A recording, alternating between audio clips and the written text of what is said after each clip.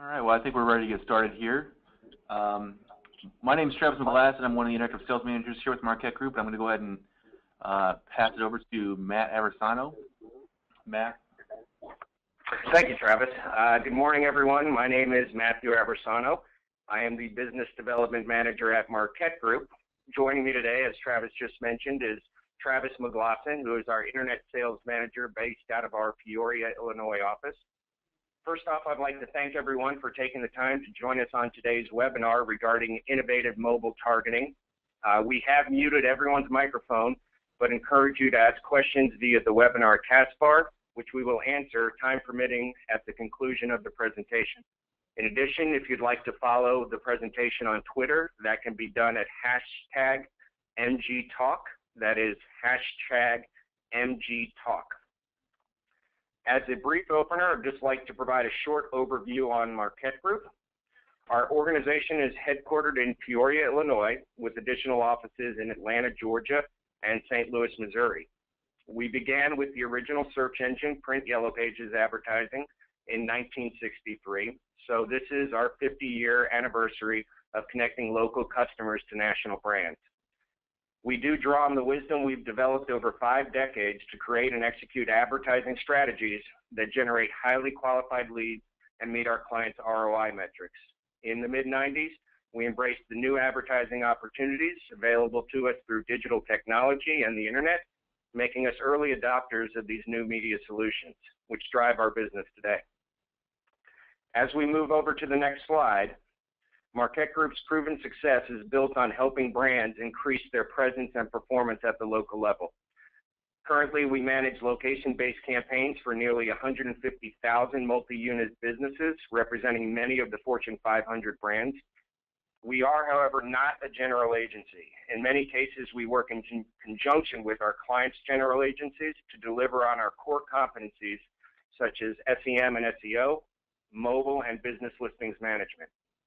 We divide our solutions into 5 complementary segments: local, which consists of our business listing strategies, which achieve accuracy across desktop, mobile, and GPS units. Marquette Group considers these services the foundation of a successful interactive advertising. Search describes our ability to secure paid advertising in traditional and interactive media that promotes your brand where consumers are actively searching for your products and services. For social, we really concentrate on ensuring you have a presence across the major social media sites and robust review monitoring solutions. Our final vertical, which is the webinar today, is about mobile, which, as many of you know, have become a significant lead-generating component of successful and comprehensive marketing programs. Marquette Group works with our clients to find the right mix of mobile search and display to keep your customers engaged and drive in-store business and e-commerce. Across all of our products and services, we are committed to testing and measuring consumer engagement to make sure our clients are receiving the return they expect through our best-in-class response measurement services. Data is king and allows us to optimize and proactively respond to the ever-changing consumer search behavior. As we move on to the next slide, you'll see that over our 50 years, Marquette Group has enjoyed numerous long-lasting partnerships. And though our name is probably not recognizable to the average consumer or company, these logos represent just a few of the major brands who we've partnered with for many years. As you can see from this diverse collection, our work includes clients from a wide variety of industry verticals. Some of these programs are based and managed at the corporate level, while some of the others are managed at the dealer or franchise level. In all cases, these clients rely on Marquette Group to help navigate the ever-changing media landscape and provide unbiased, media-agnostic recommendations at the enterprise or local affiliate level. Once again, Travis and I would like to thank you for taking the time out of your day to attend our webinar. At the end of the presentation, you will find both of our contact information. If by chance we do not get to your questions, or if you'd like to hear more about our mobile solutions we're going to discuss today, feel free to contact either one of us directly. Thank you again for your time, and Travis, feel free to take it away. Thanks, Matt. I just wanted to reiterate one more time, too, that if you have the ability to follow on Twitter or pose questions, feel free to use the hashtag MGTalk during the course of the webinar. And we can also potentially respond to questions and put out useful information there as well. So let's discuss some just general mobile industry trends and some of the benefits of mobile in general before we get into what's unique about the platform we're going to discuss today. So mobile, obviously, as most of us know, none of these things on this slide are particularly new, but mobile devices themselves are becoming more and more prominent in the overall buying cycle for the consumer.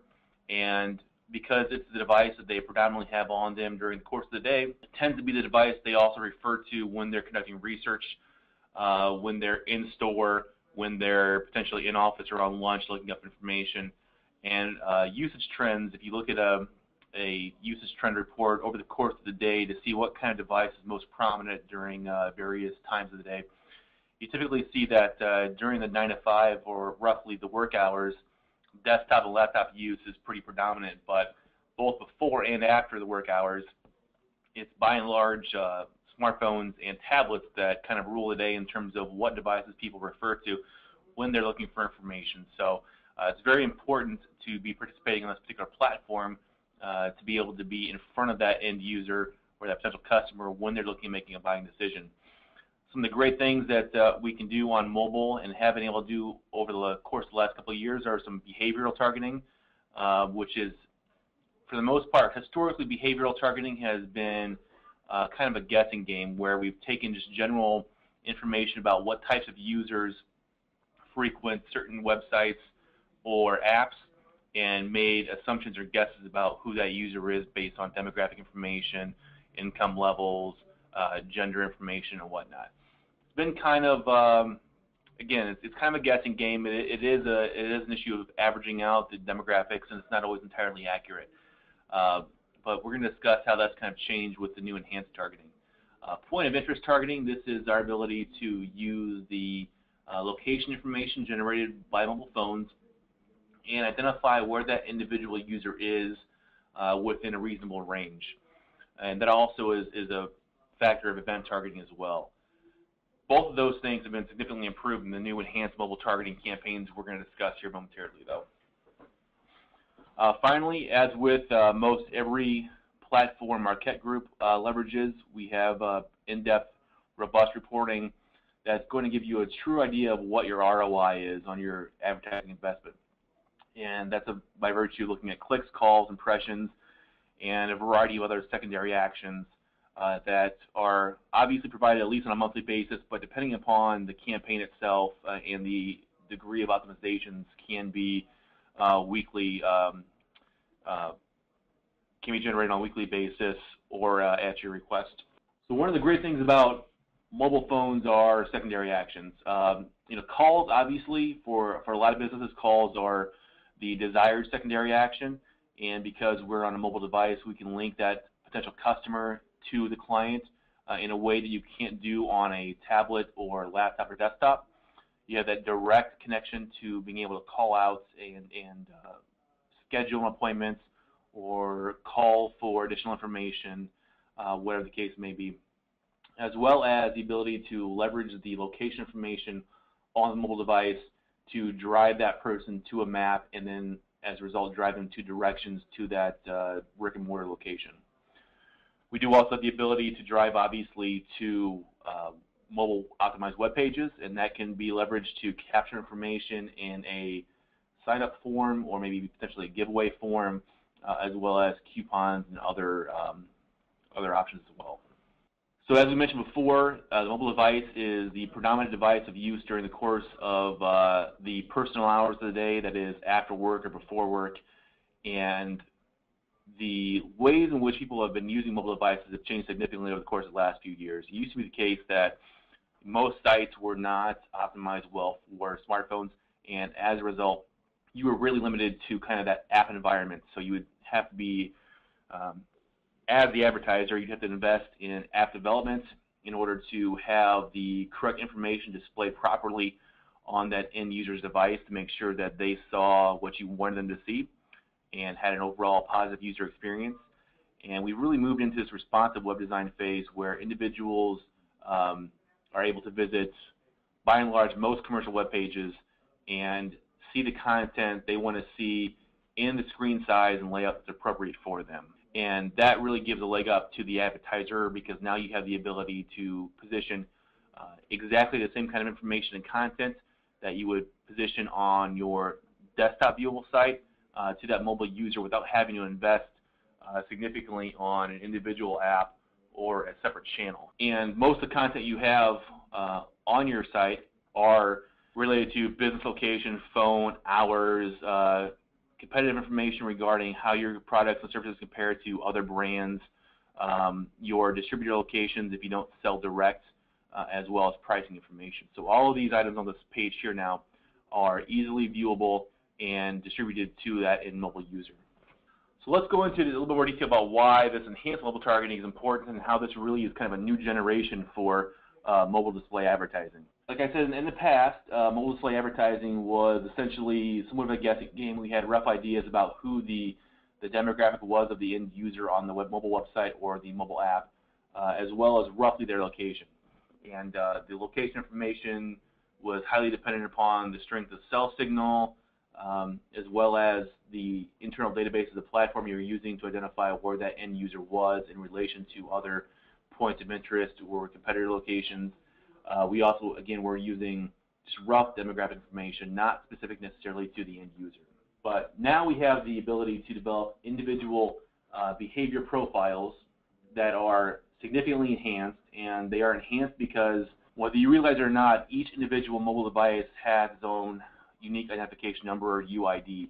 And with the integration of third-party data as well as census information, we can now identify the exact user who happens to be using that device based on their historical data. So, for instance, if your phone has been used or if an ad has been displayed on your device while you're in a particular retail store, we can track that information, identify which retail store that individual phone was in over the history of that device.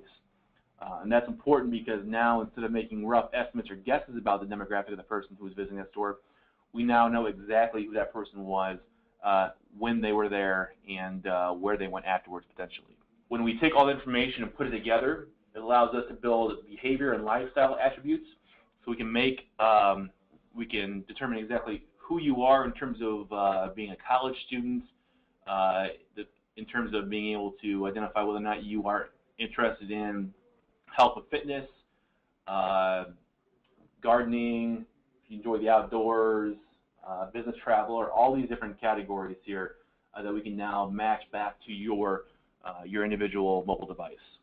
We've taken this a step further in terms of location as well. So in the past, when we could take the location information in a radius form and make assumptions about where within that radius you were, we now have the ability to draw exact shaped polygons around certain locations. We'll show that a little more detail about that a little bit further.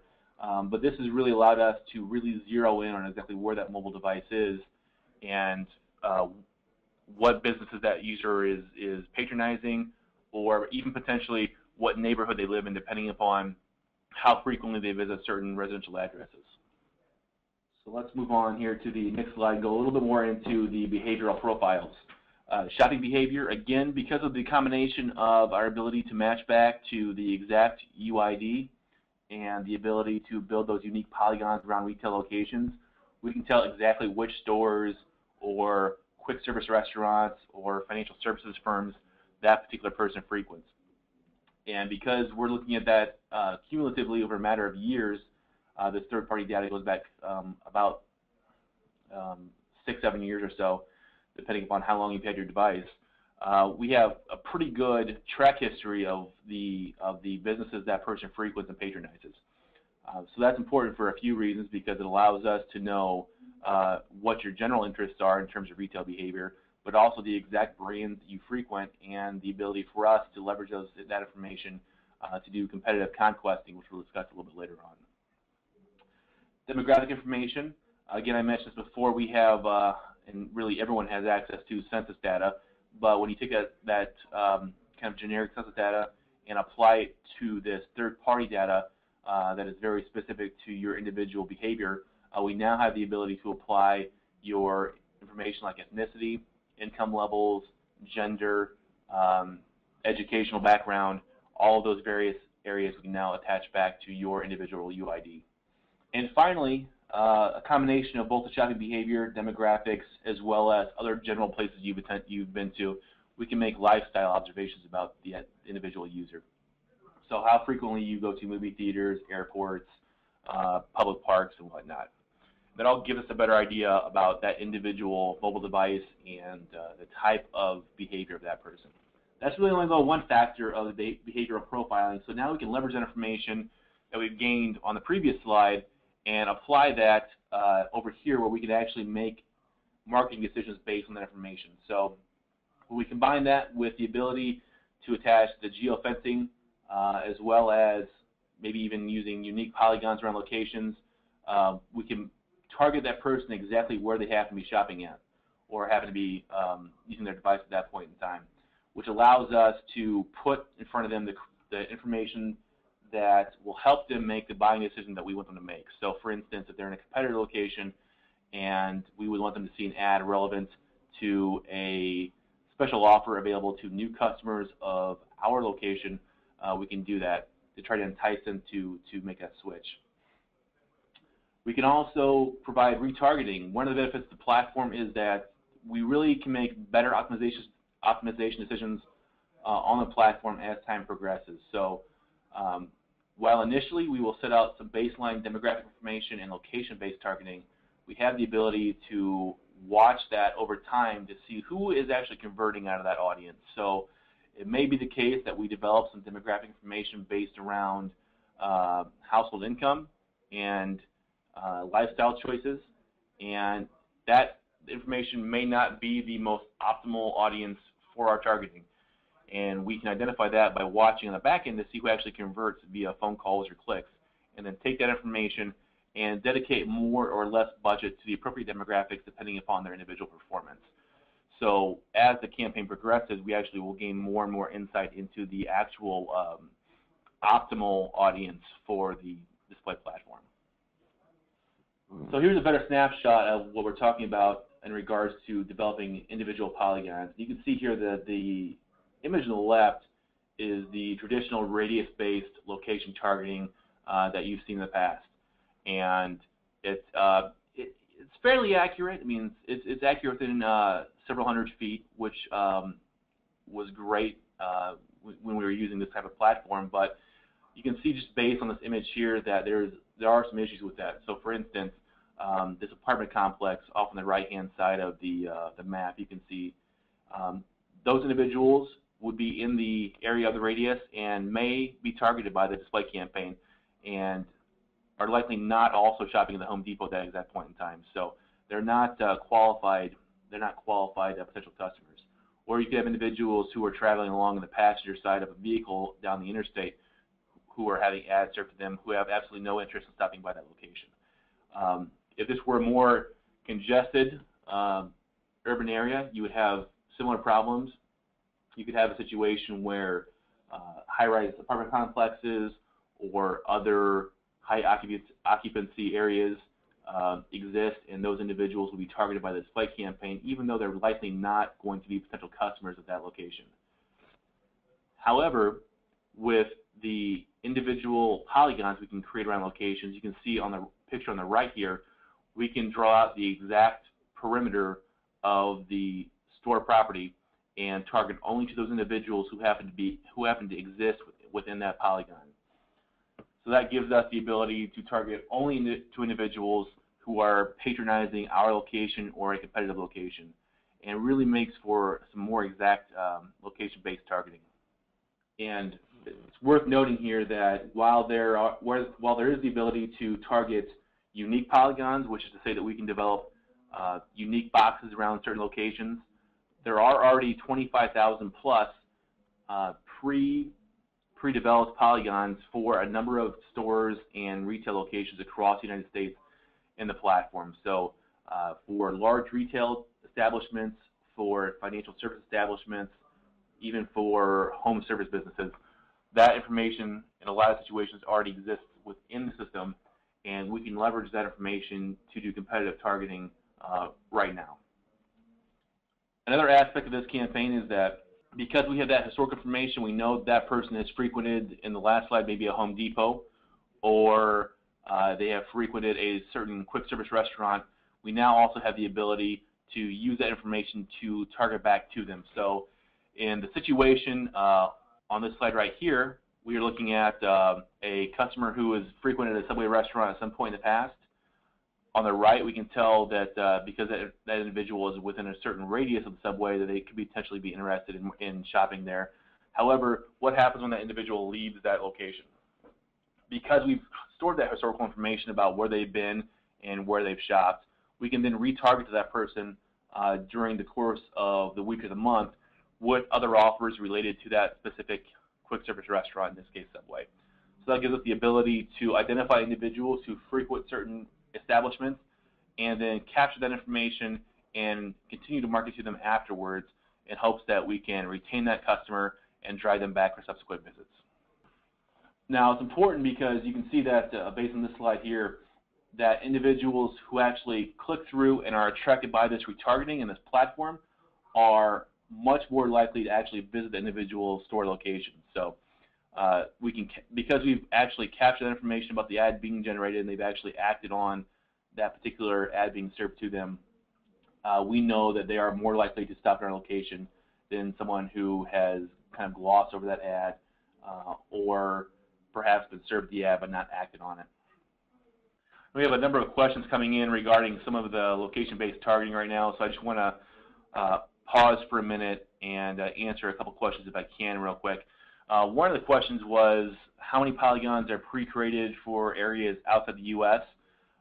We do have data on some store locations outside of the United States, primarily in Canada. I don't know the exact number off the top of my head, but again, if we have a location list, either of your locations or competitor locations, we can input that into the system and develop some information around those polygons on a case-by-case basis. Again, some of the information is already included in the platform, those 25,000 plus retail locations, the quick service restaurants, as well as financial institutions that are included. But we have the ability to add additional polygons depending upon the scale and the intricacy of the designs. There may be some additional costs associated with that, but that would be addressed on a case-by-case basis. So let's talk about context about places and context about users or the audience. The great thing about place information is that we can determine exactly, where that person is and what they're potentially doing, as well as where they've been, which gives us information related to proximity to stores. So if you are an advertiser, perhaps in a mall environment, and you want to be able to identify individuals who are within walking distance of your location, we can use their historical information to identify if they frequented your business in the past when they've been at the mall, and if so, should we serve an ad to them while they're in that same rough location or within that same radius. We have that capability through learning about that location-based information. We also have the ability to understand more about the demographics of a particular area, not necessarily the individual user in the situation. And the example I would offer up here is that, particularly in the home services space, let's say that potentially you are identifying neighborhoods in your service area that are high-income neighborhoods in established homes. And so, for instance, let's say you're in the plumbing field and you would look to target individuals who are likely to hire you because they have enough disposable income they would prefer to hire an outside contractor as opposed to do the work themselves. You would want to make sure that they're living in a neighborhood that's been established long enough to potentially have some plumbing issues. So, for instance, you wouldn't want to necessarily market in an area that is all brand new construction, because the likelihood of them finding a need for your particular service is not as great in new construction as it would be in an established neighborhood that's been around, say, for 20 or so years. So that's an example of how we can use demographic information of an area and be able to make some estimations as to the usefulness of marketing to that particular location. We're talking about targeting for the audience, or what can we learn about users. The depth of information here is really kind of unprecedented. We have the ability to really be able to get down into that individual UID and figure out exactly who that person is. Do they shop at high-end luxury stores? Do they shop primarily at fitness-related stores? Do they frequent quick-service restaurants? All those things can be covered by stores at which they shop. information, as well as the actual individual brands they frequent. Does this person potentially participate or attend a lot of concerts? They go to a lot of sporting events. All that information is relevant potentially on how we can market to them. Age, income, race, and ethnicity obviously go without saying that information is valuable to marketers. We obviously want to make sure that we're marketing to individuals who are of the appropriate age and income level for the products and services that we're selling. Race and ethnicity can help us determine what the appropriate message is for individual demographics. We can serve different creative up for maybe targeting. For instance, if we're going to target mothers versus fathers, is a situation where we can potentially leverage different creative. And then home and work zip codes. This allows us to target again either based on creative or being able to switch the type of ad that we're serving depending upon what that individual might act on. So, for instance, if we are trying to target somebody in their home, we might, and we're a hardware retail store, we might leverage different type of creative than we would if somebody is potentially on a work site or a job site. That message and that creative might be slightly different.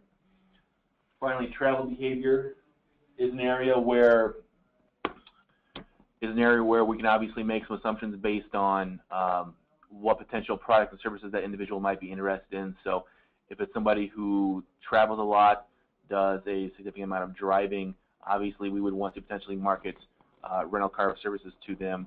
If they fly a lot, then obviously airline travel is an area of interest for them, as well as hotel stays potentially as well.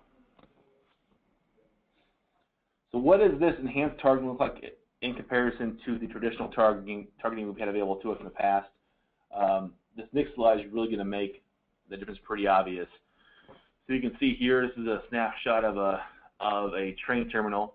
Just to give you an idea of exactly what the contrast is here. So the individual here on the right, the traditional location targeting, we don't necessarily know where they work or where they live or where they shop. Age, income, interests, we can kind of make a few assumptions based on, again, based on apps they've frequented or websites they've frequented in the past, but we don't really know for sure who this person is. And so that really limits our ability to tailor the marketing message to that individual customer. However, over here on the left, you can see that with the depth of information, the breadth of information available to us via the enhanced mobile targeting platform, that we can tell you exactly where this person works. So, for instance, the gentleman there on the left in the top box works in Midtown Manhattan, lives in Garden City, New York, and we can tell that because during the course of the day when that person would predominantly be at home, we can identify that their device is in that Garden City, New York area. We know that they have in the past shopped at Costco and Macy's, and we can tell that again based on the fact that we've actually tracked that individual UID to those exact store locations based on polygon modeling and not radius targeting, which again could lead to some inaccuracies. And we know based on the census information available attached to their individual home location that they are in the 35 to 44 range in terms of age, and their annual income is $150,000 plus. We also know based on the information we've been able to identify on the behavioral profiles, this person travels a lot for business, which gives us a number of characteristics to utilize when we're looking at targeting ads to them. I won't go through the details in the bottom box here because this is very similar to the discussion we just had regarding the Midtown Manhattan worker, but obviously the insight and the depth of the insight that we get from the enhanced mobile targeting allows us to market to this mobile user on a level that we've never really had the ability to do before. Mobile has been an area that's been a little bit of a challenge for some marketers, primarily because the depth of information that has been available on the desktop side for a while is just now beginning to trickle over onto the mobile side. And now with enhanced mobile targeting, I really kind of argue that the ability for us to target that individual user on the enhanced mobile targeting platform has now exceeded the ability for us to target to them on a desktop, because we know that for the most part individual users usually have a 1-to-1 ratio to smartphones. So that is to say that It's not the case typically that in a home you may have a couple of desktops or a couple of laptops and you don't necessarily know exactly which user is using which device. When somebody is searching, or rather when somebody is utilizing a smartphone, for the most part, they are almost exclusively the only person using that device. And so you know exactly who that person is and where their buying interests are, age, income, all that information is specific to them, whereas that information is a little diluted when we're talking about desktop or laptop devices in a household or a place of business. Again, because this is display advertising, we're utilizing a network that is pretty broad, but is divided up by category. So we have the ability to target 25 billion monthly impressions across 3,000 different mobile properties, and that includes both apps, as you see up here on the screen, as well as mobile websites. We also have the ability to target based on category of property. So for instance, if we want to focus primarily on news and weather-related categories, we could do that. If we want to focus maybe on informational categories like dictionary.com or white pages, we can do that, or entertainment categories like Pandora. There is also the ability to target based on gamification-related platforms as well. So a number of different areas we can really kind of hone in on some additional user behavior. But 3,000 is a pretty large number of internet properties, and again, it features some of the largest mobile apps and websites that currently exist. So one of the questions is there more than one mobile platform that Marquette Group utilizes to do enhanced targeting, or to do mobile targeting rather? Right now, we are transitioning a lot of campaigns to mobile targeting because of the quality of the targeting available to us. So we do have a couple of options in mobile, but I would highly recommend that a lot of our clients consider moving or looking at the enhanced mobile targeting, and we'll discuss a little bit more about why here later on, because the cost in a lot of situations for an enhanced mobile targeting campaign is very comparable, if not the same as a traditional mobile campaign. So we'll discuss that here in another slide. So let's go over just a sample campaign that we drew up here and give you an idea of the kind of insight we can capture from the enhanced mobile targeting campaign. So for goals, we would obviously, as in most situations, we want to drive leads as opposed to simply just clicks or impressions. So in this situation, our goal is to drive calls to the nearest franchise location. We want to do that by utilizing location information to target customers who are currently patronizing or frequenting competitor locations. And we also want to capture user data in the market, and we'll use Canada as the example in this particular situation. But again, because we have the ability to go back and perform the retargeting and monitor and optimize the campaign as it progresses, we can capture all that user information and determine who in the end, or which demographic in the end, is ultimately generating the most conversions, the most calls for this particular campaign. And we'll utilize that not only to optimize the campaign, but capture that information and return it to the advertiser to make better marketing decisions at the end of the day. So we'll propose a target of men 25 plus who make $50,000 to $100,000 a year, men 25 plus who make $100,000 or more, women 25 plus who are in that same income bracket, and then women 25 plus who are on the upper end of the income bracket. And we can drill down more specifically on income than just what you see in this targeting, but we can leverage targeting like this to help kind of pace the campaign as well. So again, because the campaign is going to kind of learn and get better as it progresses, we have the ability to identify dollar amounts for each of these categories so that we can kind of pace the campaign over time and allow it that opportunity to capture that user information and optimize itself during the course of the run. The campaign, we can also leverage specific banners to each of those proposed targets, as well as individual mobile landing pages. The great thing about mobile also is that we have the capability in a lot of situations to develop pilot or test campaigns, and so let's target this for a 3-month period. And again, one of the reasons why we would recommend a lot of clients really investigate the idea of mobile enhanced campaigns is simply the cost. So, and I'm going to apologize because you might hear some sirens going on in the background right now, but that'll pass here in just a minute. All right, there we go. So the enhanced targeting campaign, again, there is some variability on pricing here depending upon the degree to which we're going to incorporate unique polygons that we've developed specifically for the campaign. But in a lot of situations, we're looking at about 70 cents per click on the in terms of the cost for the campaign. So these are all real-life examples of things that we currently are working on for clients in terms of the targeting and goals. The great thing about mobile is that we can direct people to either call directly to that individual location or drive them to the mobile website.